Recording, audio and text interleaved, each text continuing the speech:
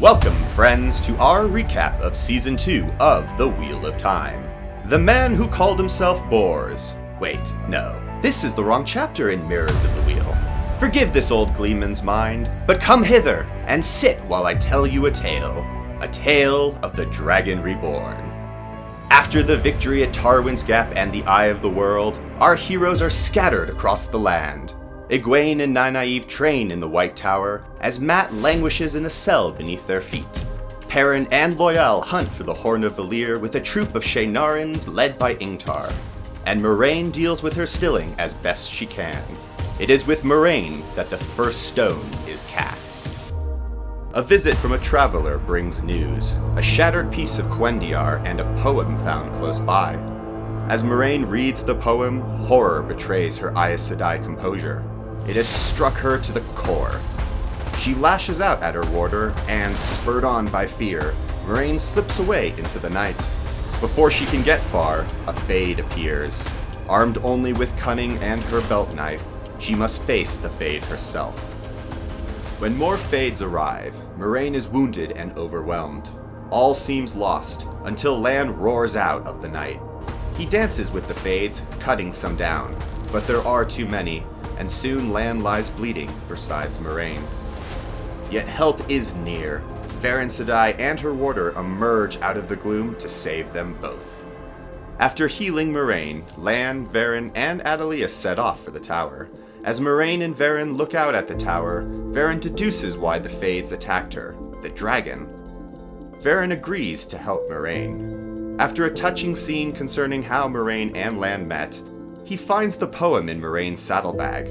Lan confronts Moiraine, who once again seeks to belittle him, and reveals that Rand is still alive. It is clear that Moraine's allegiance is to the dragon, and Lan is slowing her down. She sends him back to the tower with Alanna and rides away. After arriving in Cairhien, Moiraine is reunited with her family and begins to search for Rand. Her homecoming has her conflicted, and her sister is guarded. Searching fruitlessly for a time, she realizes that he has already left. After some more familial strife, Moiraine learns where Rand is and hurries after him. After Lan is taken in by Alanna, her warders discover the poem. Alarmed and nervous that Lan and possibly Moiraine are dark friends, they lead Lan to a ruined temple of the Forsaken. There, he is confronted with the poem and their fears, and Lan is forced to reveal that Moiraine has found the Dragon Reborn. In a letter to Egwene and Nynaeve, Perrin laments Rand's death and explains how exposed he feels without his pack. The company of Shaenarans, led by Ingtar, has secured the services of a tracker, Elias. His golden eyes catch Perrin's attention, and he studies Elias uncertainly. The hunt continues. Through the eyes of wolves, Perrin sees Fane slaughtering a caravan. In a seemingly empty village, Perrin sees someone close a wooden shutter. Inside, children play, then die. Flies cover everything. Disturbed, Perrin then finds a far more ghastly sight, a Fade nailed to a door. Our heroes flee the village, and Elias tells Perrin that the Shaenarans aren't his pack. The peaceful night is shattered, chaos reigns everywhere. The Sanshan have captured our group. A great pyramid borne aloft by slaves bears the High Lady Suroth, her voice, and Ishamael. The strangers lead a few women away, and everyone left is ordered to swear the oaths, to obey, await, and serve. Uno refuses to bend the knee. Our friends have no choice but to kneel. Ishamael appears before Perrin, now a prisoner heading for Falme. The Forsaken looks forward to Perrin's progress. Howls break the night as a bloodied Elias and a pack of wolves come to rescue Perrin. Ishamael leaves, and Elias and Perrin flee, forced to leave friends behind. Having escaped, Perrin learns the name of one of the wolves, Hopper. But Hopper is leading him away from his friends. Desperate to save them, Perrin turns back, Hopper by his side. Uno has been left to rot by the Sanshan as an example, and Perrin wants to bury him. Here, he finds Avienda, an Aiel woman, locked in a cage. Their talk is interrupted by a White Cloak, who warns Perrin not to try anything. Ignoring that warning, Perrin frees Avienda and together they fight the White Cloaks. Avienda shows us what it truly means to be a Maiden of the Spear. Perrin convinces her to spare Dane Bornhald's life, and together they flee. On the way to Falme, Avienda reveals that she and her sisters are searching for the Karakarn. When they find Avienda's spear sisters, they promptly beat her up. After some light fisticuffs, all is well, but Perrin is left rather perplexed. Presently, the group reaches Falme. Adjusting to tower life, Egwene and Nynaeve do chores to build character. We see the women in class, with the task of cleansing a glass of water. Nynaeve still can't embrace the source, and in her usual stubborn way, she drinks the rank water and stalks away. Later, as Nynaeve attempts the weave again, Liandrin Sedai arrives to offer encouragement. Lashing out with a weave of air, she pins Nynaeve against the wall. Frozen, stuck, Nynaeve grows angry enough to embrace the source. Copying Liandrin's weave, she hurls Liandrin across the room, slamming her against the opposite wall. A pleased Liandrin smiles, but throws a shield on Nynaeve, cutting her off from the source. Liandrin wants her to be so powerful that no woman could ever shield her again, not even Liandrin herself. In what appears to be a budding mentorship, Liandrin takes Nynaeve to a sick house run by the Yellow Aja to witness the healing of a sick child. Liandrin informs Nynaeve she will be called to the Arches soon for testing. Back in the novice quarters, Egwene meets a new novice, Elaine, daughter heir of Andor. Educated and arrogant, she deduces that Egwene is from the Two Rivers, which means, she explains, that Egwene is one of her subjects. This earns Elaine a smirk that says, "Oh really?" But a friendship is kindled nonetheless. Elsewhere, Nynaeve follows Liandrin as she sneaks out of the tower. Liandrin is tending to her son with herbs. Spotting Nynaeve in the doorway, an angry Liandrin shouts her away. Nynaeve needs a friend, and goes in search of Egwene. Sadly, she overhears Egwene complain to Elaine about her and turns away. Soon after, she is called to the Arches. It is the first Arch.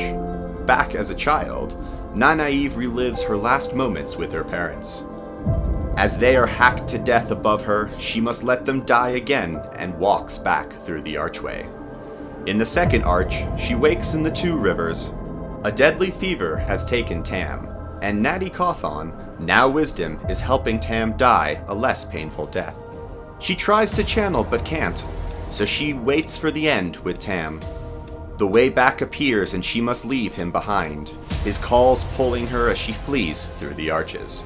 Shaken but determined, she enters the third arch. Clad in a red dress, Nynaeve finds herself falling through darkness, accompanied by Lan's voice. She emerges from the arch, drenched in blood. Her memory of what happened is gone. In her hand, Lan's Hidori. She refuses the ring and leaves. As she packs, Egwene tries to convince her to stay, but determined, she leaves Egwene behind and rides out of Tar Valon. On her way out, she meets Lan, and he decides to accompany her wherever she goes. The arch appears behind them, but she doesn't see. Back in reality, the light from the arches fades before the three Aes Sedai. The ter'angreal closes, and Nynaeve is dead! Liandrin mourns her. Upon learning of Nynaeve's death, a grieving Egwene attempts to open the arches by herself, but Elaine stops her, and they spend the night with the empty arches. Back in the ter'angreal, Nynaeve lives a good life. She is married to Lan, and together they have a sweet young girl. Perrin and Mat are there to play with her and stay for dinner. With no warning, Trollocs attack, and Mat, Perrin, and Lan are slain. The arches appear before her. Grabbing her child, she runs past her dead family and friends for the exit. Nynaeve stumbles through, and her child disappears. After some time and still adjusting to losing a whole other life, Nynaeve finds herself back in the arch room. There, Liandrin arrives, and they share a touching moment. But Liandrin reveals to Nynaeve that an invasion has occurred and that Perrin and an Ogier were captured. Desperate, Nynaeve tells Egwene about Perrin. They both decide to leave together. On the way out, Elaine interferes. Liandrin is annoyed at the insufferable Elaine and channels against them. Using the ways, Liandrin delivers the 3 Wonder Girls to Suroth. Liandrin breaks Nynaeve bonds before leaving them to their fate. After a short channeling battle, Egwene is captured and Nynaeve and Elaine escape. Egwene is collared and dragged to her cell. There, she learns about the Adam and her hatred for the Seanchan is born. Rena, her soldam, makes Egwene try to pour a cup of water. Until Egwene cannot conceive of using the jug as a weapon, she cannot lift it. On and on, her torture continues. In search of Egwene, Nynaeve and Elaine enter Falme. They meet Rima Sedai, part of the group of Aes Sedai sent to investigate the invasion. 2 are already dead, and another captured. Together, they study the Adam. In an attempt to open it, Nynaeve channels too much and draws Seanchan attention. Rima's warder is killed, and after killing some soldam in epic fashion, she is captured. Finally, Egwene pours Rena a cup of water. After finding Royale, Nynaeve and Elaine capture and collar a soldam. In a cell where Mat has spent the last several months, Liandrin reads him Perrin's letter to Egwene, cruelly omitting any mention of Mat himself. Mat picks away at the mortar in the wall, tunneling through, and meets Min. They bond over their mutual imprisonment at Liandrin's hand, and Min sees a glimpse of the pattern: Mat stabbing Rand. Eventually, Liandrin lets Mat go. After insulting him, Liandrin tells him that Egwene could use a friend now, and where she is. Mat finds Egwene in a state of despair, but he can't go to her and turns away. Having then freed Min, the 2 plan to leave Tar Valon, but before they set out, Liandrin gives Min instructions. In a nightmare, Ishamael tells Min that she must bring Mat to Cairhien if she wants to be freed from her visions. Once in Cairhien, Ishamael then orders Min to make sure Mat leaves with Rand for Falme. Rand finds Mat gambling. After a heartfelt reunion, an elated Mat finds Min and tells her the good news. But Min says he can't go and reveals he is destined to stab Rand. Shattered, Mat is forced to watch Rand go off alone. Mat gets drunk and is knocked out. He awakens in Falme, where Ishamael brews Mat a glass of tea, one which will reveal his true nature. Unable to resist, he drinks it and sees a host of piercing images. Ishamael is trying to turn Mat to the dark. Our tale now turns to the dragon. Rand wakes from a desperate dream where he has killed his friends in his madness. Lying in his bed is Selene, the owner of the inn. Rand is in Cairhien, where he works as a porter in a sanatorium. His current charge is a veteran of the Aiel War, a blade master with severe battle fatigue. After removing an obstacle, Rand gains access to the person he truly wants to meet, Logain. Logain tells Rand he knows he can channel, and that he remembers him from Tar Valon. Rand wants his help, but first Logain sets him a seemingly impossible task: find a rare wine vintage from his home. Rand and Selene infiltrate a highborn party to find the wine they need. Unbeknownst to him, Rand speaks to Moraine's sister. He leaves Selene after she retrieves the wine and brings it to Logain. He wants to know how to stop channeling.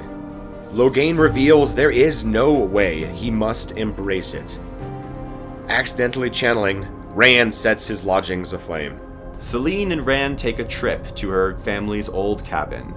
There, a Fade slides out of the shadows. Rand quickly channels, killing the Fade. Selene realizes he can channel. In a tender moment, she embraces him, telling him he is not a monster. In the cabin, more heavy petting ensues. While they are both distracted, Moiraine stabs Selene and slits her throat. Rand is horrified, but Moiraine reveals that Selene is Lanfear, daughter of the night, Forsaken. Together, they flee. As if in confirmation, Saw appear in Lanfear's eyes, and she heals herself. Moiraine and Rand steal horses and ride hard, and Moiraine sets a false trail that Lanfear falls for. Moiraine must deliver the news that Rand did not defeat the Dark One. He set Ishamael free instead. Moiraine and Rand arrive back in Cairhien. Whilst Rand sleeps, Lanfear finds him in the world of dreams. She tells Rand he was selfish to push his friends away, and that she has been keeping Ishamael out of his dreams. And how Moiraine moved Logain so he could learn to channel from him. Wary of Aes Sedai's strings, Rand chooses to leave Moiraine behind. Lanfear shows Rand a collar to Egwene in her cell. After learning where she is, Rand waits for Mat to join him. When Mat doesn't appear, he sets off alone for Falme. But before he can leave, Lan and Alanna stop him. Moiraine is ordered to see Suan, and after a tense conversation, the Armelin meets the Dragon Reborn. In an uneasy talk, Rand understands he's in danger.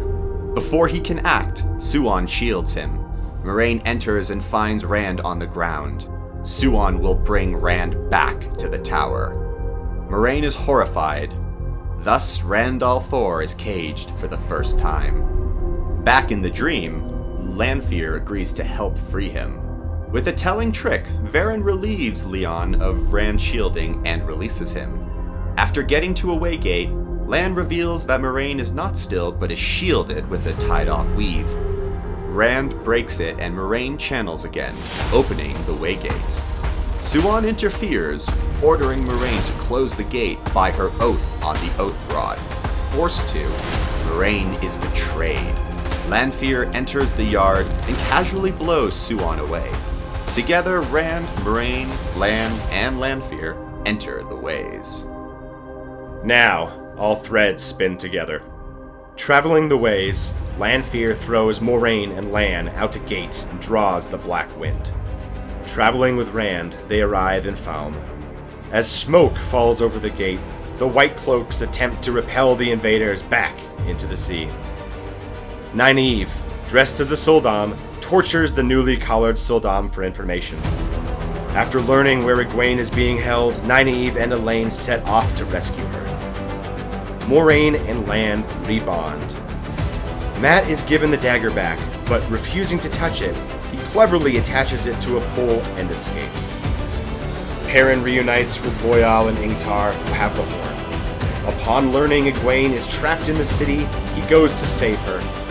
Ingtar buys the group time to get away.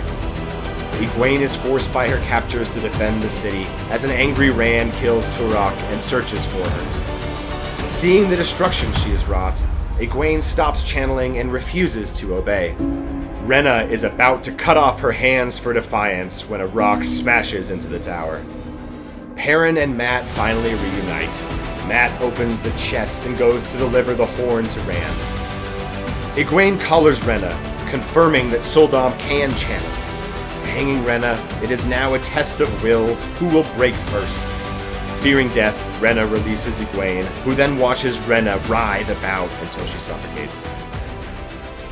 Rand helps Egwene up, but Ishamael arrives to spoil our reunion. Many Damane on ships shield Rand. Ishamael wants Rand to stop the wheel and turn to the dark.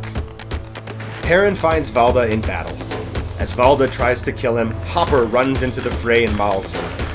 Jeffrem kills Hopper, and Perrin's eyes turn gold as he watches Hopper's spirit jump away. Enraged, he slays Joffrem in front of his son, Dane. A cornered Mat blows the horn of Valair, and remembers he too is one of the heroes of the horn. Mat runs for the tower. Uno, revealed to also be a hero of the horn, saves Perrin from Dane. Mat finds Rand and Ishamael talking atop the tower. He throws his spear at the Forsaken, but it is an illusion, and he hits Rand instead. Min's vision is fulfilled. Rushing to Rand's side, Mat is devastated. Egwene picks up the fight against Ishamael. Egwene is pushed hard, and she begins to weaken as Perrin, Nynaeve, and Elaine arrive. Elaine heals Rand's wound, but Rand is still shielded. Moiraine, seeing the weaves holding Rand, sinks the ships. Freed, Rand channels and stabs Ishamael, killing him. The Forsaken crumbles into dust as Rand stands tall for all to see. A heron is branded into his palm, and thus he is marked for the first time. Moiraine sends a flaming dragon across the sky to announce him. Avienda and her Aiel have found the Karakar. Rand al'Thor stands before the world as the dragon reborn. A pleased Lanfear finds the remaining seal broken, and Moghedien waiting